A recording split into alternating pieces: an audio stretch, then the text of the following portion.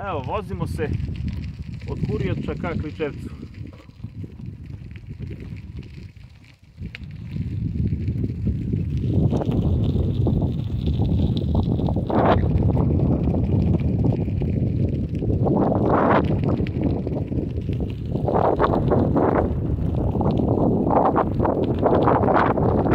Ovdje je malo nizbrdova deonica pa je lagano da se vozi.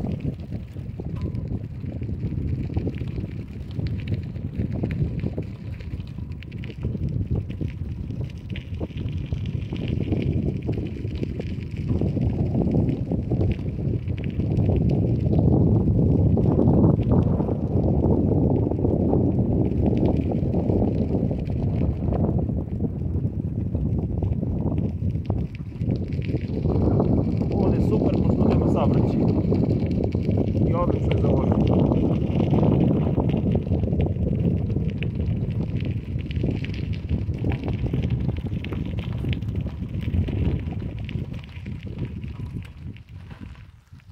Evo malo panorama da se vidi.